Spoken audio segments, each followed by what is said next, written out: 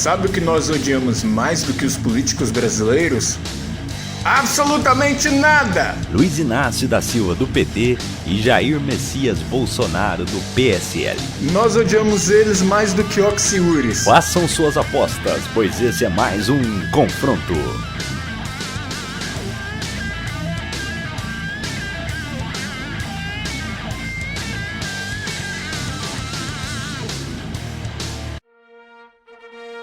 O ano é 2002. O Brasil está mergulhado em uma crise econômica. Mais uma vez, recorreu ao FMI, uma decisão que no passado condenou o país a uma terrível crise econômica. O até então presidente reeleito Fernando Henrique Cardoso já estava há 8 anos. Era hora de entregar a faixa presidencial. Foi então que o povo brasileiro viu em um homem simples, com pouco estudo e propostas populares, um candidato que dizia representar o povo. Ele era Luiz Inácio da Silva, também conhecido como Lula. Lula iniciou sua carreira política em pleno regime militar, onde ele liderou greves entre metalúrgicos. Sua voz e poder de persuasão movia grandes multidões, mas nunca pôde agir ativamente, pois o país não vivia em um estado democrático de direito. Para dar início a essa mudança, juntamente com os outros membros como Tancredo Neves e Fernando Henrique, Lula participou do movimento Diretas Já, que tinha como principal bandeira devolver o poder ao povo, para que a população pudesse escolher seus governantes, e isso finalmente aconteceu em 1988. Agora, num país democrático, Lula se lançou como candidato à presidência da República em 1989 pelo Partido dos Trabalhadores. Partido esse que ele ajudou a fundar. Porém, ficou em segundo na eleição, perdendo para Fernando Collor de Mello. Mas a derrota não o abalou. Ele voltou em 1994 e... mais uma vez ele perdeu, dessa vez para o ministro da Fazenda Fernando Henrique Cardoso. Mas é claro que isso não desanimou o Moluscão. A segunda derrota o deixou tão forte que... ele perdeu de novo, mais uma vez para o FHC. Parecia que Lula não tinha outro objetivo, pois ele não tentava outro cargo senão de presidente da República. É no mínimo suspeito isso, não é? Mas em 2002 a popularidade do PSDB estava baixa e o candidato José Serra não conseguiu resolver essa situação.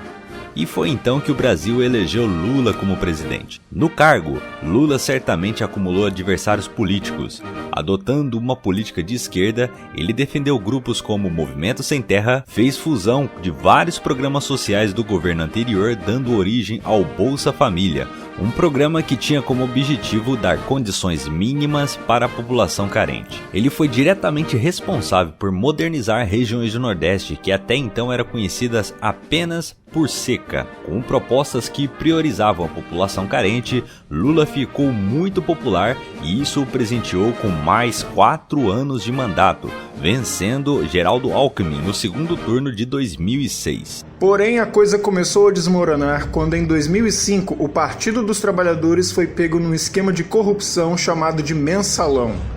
Um escândalo de corrupção política mediante compra de votos de parlamentares no Congresso Nacional do Brasil.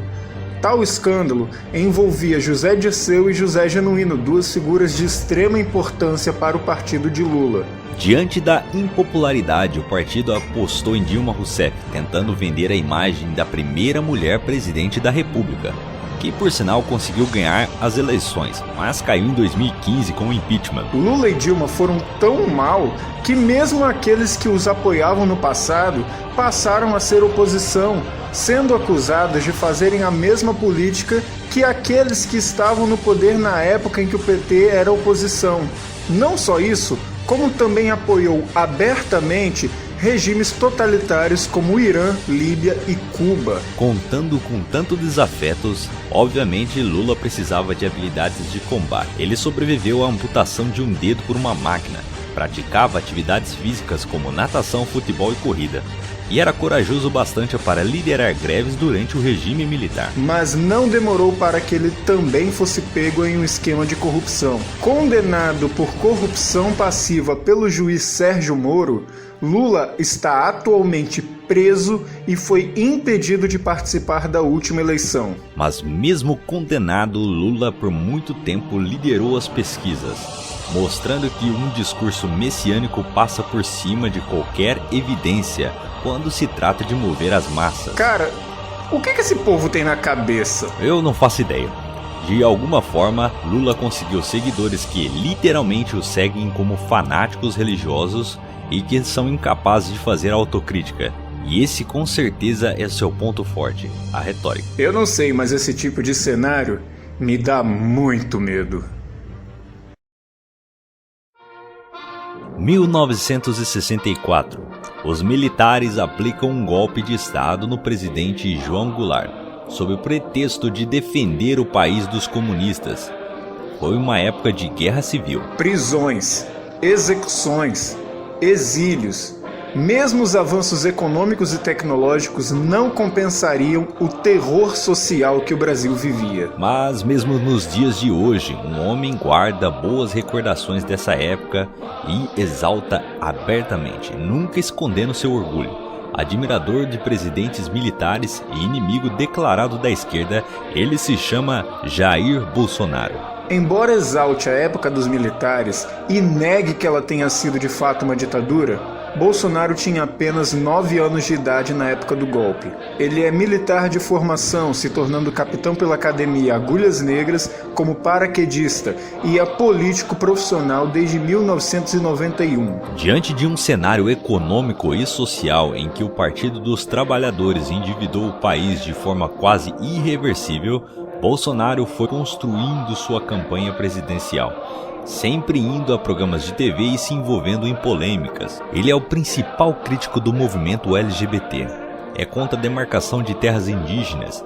Defende abertamente o armamento da população no combate à criminalidade. Dar condições dignas e salários melhores para os policiais, para quê? Se você pode simplesmente dizer para a população se virar, não é mesmo? Ele se envolveu em inúmeras polêmicas, entre elas a relação constante que ele faz entre homossexuais e os pedófilos. Ele homenageou o brilhante Ustra, condenado como torturador da época da ditadura.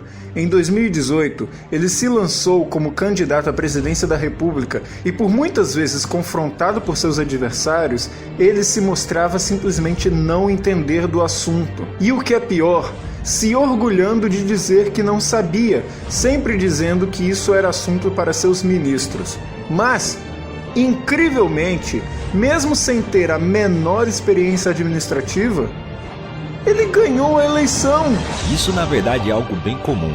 Um país mergulhado em crise sempre busca uma figura messiânica. E isso ocorreu, por exemplo, quando o Tratado de Versalhes mergulhou a Alemanha na miséria, que permitiu que o homem como Hitler vencesse as eleições como representante da extrema-direita. Não estamos fazendo uma comparação entre Bolsonaro e Hitler, apenas constatando que o país em uma crise abre espaços para figuras messiânicas, e ao fato do Partido dos Trabalhadores terem apostado num candidato preso e no passado ter escolhido como vice-presidente um homem que se juntaria à oposição para derrubar Dilma, apenas fortaleceu a oposição. Resumindo, foi o PT que elegeu o Bolsonaro. Mas embora Bolsonaro seja militar, ele não é exatamente muito bem sucedido em se defender. Mesmo andando armado, ele já foi assaltado e teve a sua moto levada. Ele foi vítima de um atentado durante a campanha que o tirou dos debates. Ei, Mag, já notou que o Bolsonaro pode ser um robô? Como assim? Só tem 2 expressões, não tinha sangue na faca que o perfurou e controla um monte de robozinhos.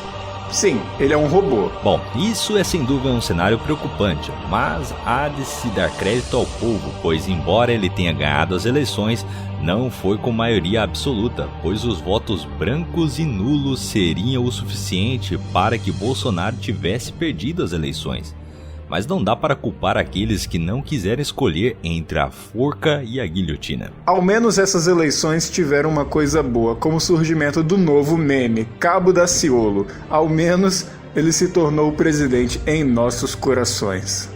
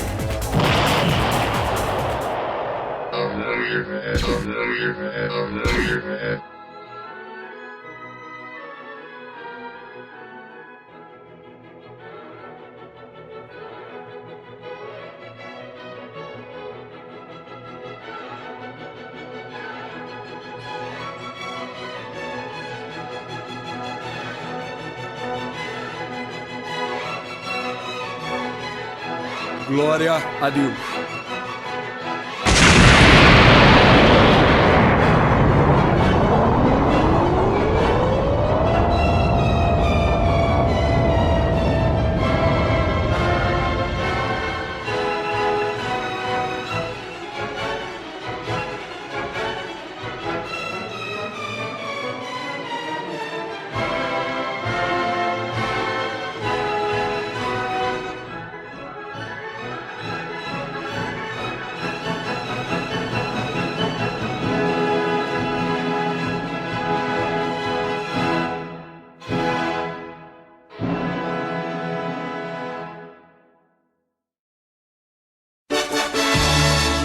Eu sabia! Eu disse que ele era um robô. Isso explica a falta de sangue na faca. Os dois são péssimos combatentes, tal como são péssimos nos cargos que estavam. Em 13 anos de PT, o Brasil mergulhou em uma crise econômica. E em 3 décadas, Bolsonaro não fez absolutamente nada de relevante no Congresso, se orgulhando apenas de nunca ter sido pego em um esquema de corrupção, que, convenhamos, é apenas uma obrigação dele. Mas quem ganhou? Quem perdeu? Quem ganhou? Bem, acho que fomos nós. Justo.